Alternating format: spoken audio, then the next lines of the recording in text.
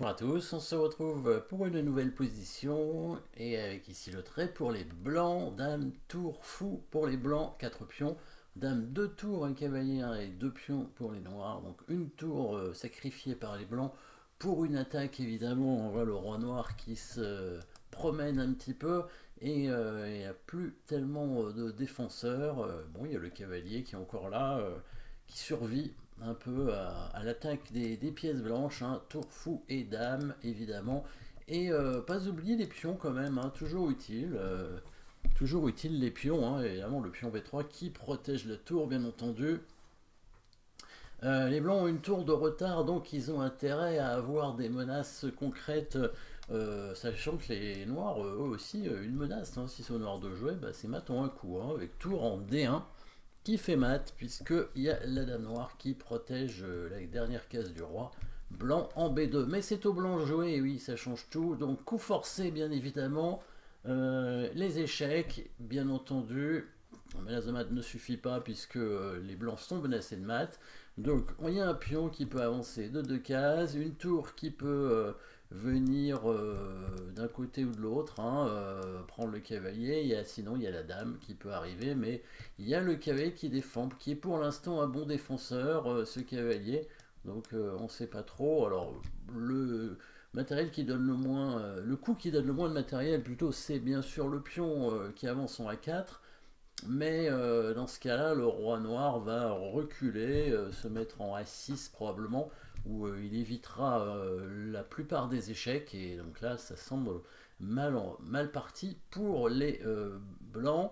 Par contre, comme on a bien vu que le cavalier était le défenseur principal de la position, il y a quand même un coup qu'on a envie d'envisager assez rapidement, hein, c'est la prise de ce cavalier justement, avec la tour qui prend, et ça semble être un coup assez raisonnable, puisque ça permettra ensuite à la dame blanche d'arriver directement, hein, à côté du roi.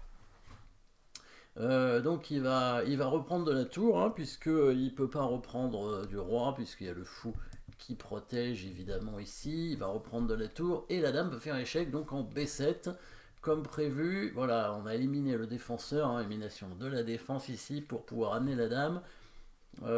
Quelles sont les défenses des noirs? A priori, il va couvrir avec la dame en B6, hein, a priori. Voilà, tour prend C5, donc ici, bon, il n'y a pas tellement le choix, hein, il va être obligé de prendre. Alors, s'il bouge son roi, on peut éventuellement regarder ce qui se passe, hein. S'il bouge son roi en B4, en B6, en A6, bon, s'il vient là, eh ben, il va se faire mater très certainement avec l'aide de la dame, hein, qui arrive en E4, peut-être en B7, mais en E4 ça a l'air bien de toute façon. Hein, quand le roi va aller en A3, il y a un mat directement comme ça, bien entendu. Si le roi vient au B6, il se met sur la diagonale du fou, ça n'a pas l'air génial. En plus, il y a la dame blanche qui arrive directement ici en C7. On pourrait prendre la tour aussi en D5, hein, en faisant échec à la découverte, hein, comme je disais, c'est bien aussi. Enfin, je pense que tout est bon de toute façon. Et sur le coup, roi A6. Bah là, on pourrait simplement prendre la tour en fait, hein, avec les blancs, si on cherche pas à mater. Mais je pense que tour C6 suivi de dame prend A7 va mater, hein, on peut faire ça. Voilà, tour C6, mais tour prend D5 est bien.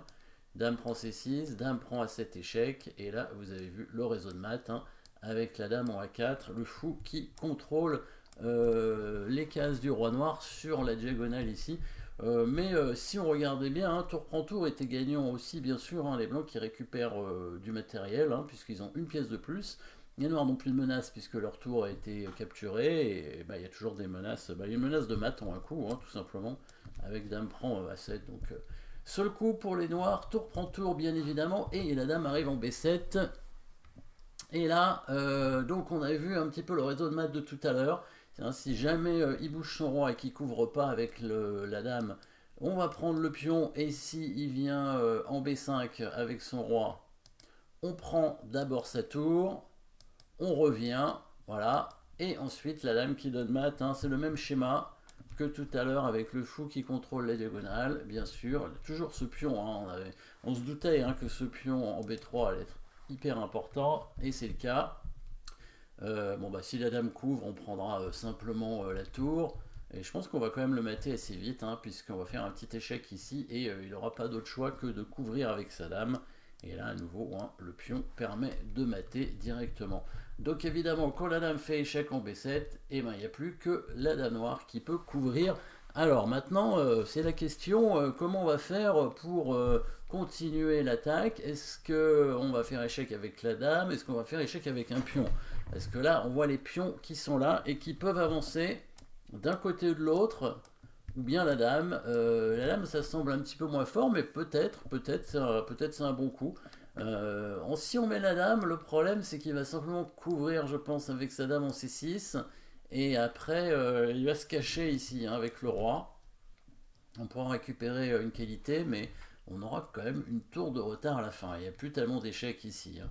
Alors ici, on va chercher un coup de pion, évidemment. Quel est le bon? Si on pousse celui-ci, le problème, c'est que le roi va se cacher, je crois. Il y a un petit trou ici en A3 dans lequel il va se cacher. Et là, on ne peut pas vraiment se permettre de faire grand-chose si jamais le fou descend, hein, en E1. Voilà, donc là, il va se mettre dans le petit trou et il n'y a plus d'échec pratiquement, hein, à part en donnant le fou, ce qui n'est pas intéressant. Si on prend sa tour ici, ben, il va reprendre avec le roi simplement. On aura un échec, mais on va même pas gagner la tour puisqu'il y a la dame qui défend, hein, ici la tour. Et là, il n'y a pas assez de matériel, hein. On peut tenter une déviation, mais il va pas prendre le pion. Il va conserver la protection, bien sûr, sur sa dame. Une deuxième déviation quand même, possible. Quand même une deuxième déviation possible.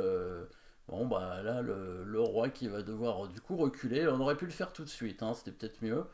Voilà. Et finalement, les blancs qui n'arriveront tout de même pas à obtenir ce qu'ils veulent. Le roi noir qui peut s'enfuir. Il y a encore un échec, mais le roi noir va se cacher assez facilement, probablement, sur cet échec ici. On peut mettre probablement le roi en B4, voilà, et finalement, au bout d'un moment, il n'y aura plus assez d'échecs. Et oui, et en fait, si on met l'autre pion par contre, et oui, si on met l'autre pion, c'est beaucoup mieux, c'est beaucoup mieux. Alors, quelle est la différence? Eh ben, on va voir ça très très rapidement. Alors ici, c'est 4 échecs, donc bon, bah, s'il prend le pion, évidemment, il va perdre sa dame, hein. Il va perdre d'abord sa tour et ensuite sa dame, hein. Hop, on prend la tour et ensuite on va prendre la dame. Il y avait peut-être mieux, hein, mais bon, c'est pas mal déjà, hein. On a quand même une dame de plus, enfin une dame contre une tour.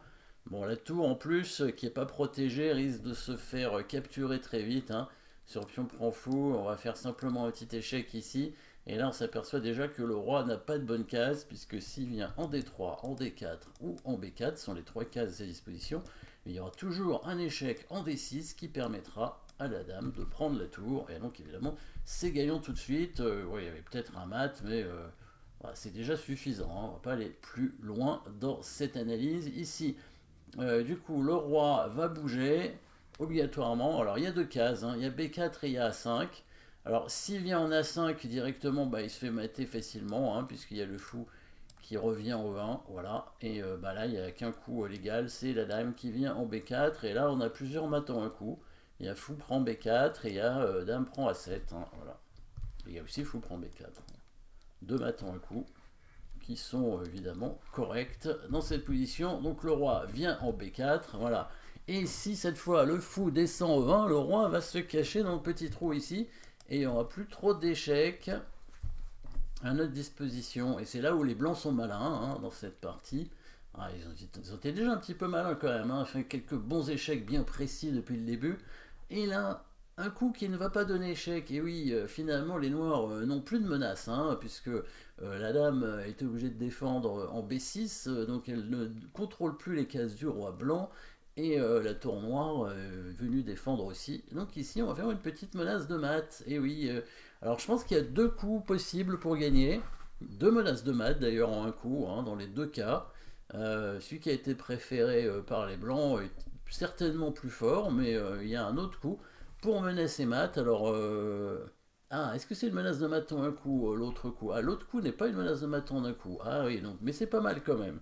C'est un bon coup, hein, le coup de dame en D7 qui permet de menacer en fait le coup de fou en E1 suivi du coup de dame en A4, mais il est moins évident parce que les noirs ont quand même un échec en G6, hein, donc Attention, attention, hein, ça semble pas si simple a priori ce coup dame D7. Donc le coup préféré par les blancs est meilleur puisque la dame ici reste sur cette colonne, elle ne va pas bouger, et oui, et la dame noire du coup est clouée, donc il n'y aura pas d'échec. Vous avez probablement vu le coup qui permet de menacer mat, et oui, il faut essayer de contrôler la case de fuite du roi, hein, parce que là, si on a vu, hein, si le fou vient au 1, bah, il y a le coup roi à 3, et après, on ne peut pas le rattraper vraiment. Et si on contrôle cette case, par contre, regardez, le petit coup de roi, hop là, petit coup de roi ici, et oui, on utilise toutes les pièces, vraiment, il n'y a vraiment que le pion H2 qui n'est pas utilisé, hein, qui sert à rien, mais toutes les autres pièces sont utilisées, même le roi, puisque c'est le roi qui vient aider pour menacer mat, et oui, petite menace de mat avec le fou qui recule en 20, le fameux coup invisible ici, fou 1, hein, si jamais il prend la dame, c'est mat avec le fou ici, un fou et 3 pions, et le roi évidemment qui défend. Si jamais, alors il n'y a pas d'échec, hein, la dame noire est clouée, hein, elle ne peut pas venir faire échec en F6, c'est impossible.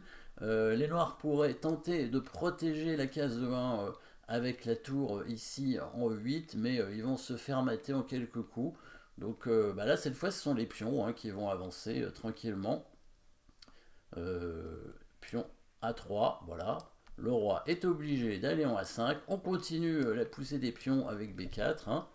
A priori, le roi va venir en A4. La dame blanche maintenant peut se décaler en D7 pour faire échec. Le roi noir est dans un réseau, hein, il ne peut plus bouger. La dame peut couvrir ou la tour peut couvrir. Enfin, bon, ça ne change rien. Dans tous les cas, la dame descend tout en bas et c'est mat. Hein. Le roi ne peut pas s'enfuir. Les pions ont formé un réseau de mat, hein, sur le roi noir. B4, bon bah là il n'y avait pas grand chose d'autre, hein. Il peut éventuellement prendre le pion avec sa dame, hein. C'était peut-être le coup qui permettait de retarder le plus le mat. Et là, bah non, oui, ça fait échec quand même, hein, ça fait échec. Donc les blancs sont obligés quand même de prendre la dame. On peut prendre avec le pion, avec la dame, on prend du pion, le roi vient en A4. Bon, de toute façon, déjà, le matériel pour les blancs est largement, largement en leur faveur. Hein. On va mater, on peut mater comme ça. Dame prend A7, roi prend B4, dame prend C5, voilà, protégé par le fou. Et dame B5, par exemple, hein, ou dame A3 qui matait aussi, voilà, dame et fou. Donc ici, jolie petite combinaison avec l'aide des échecs, le roi noir qui était vraiment trop mal en point, destruction de la défense, et après, finalement, on utilise pratiquement toutes les pièces, en tout cas toutes les pièces qui sont en direction de l'aile dame, sont utilisées dans cette partie. Merci d'avoir suivi cette position. N'oubliez pas de vous abonner, et à très bientôt.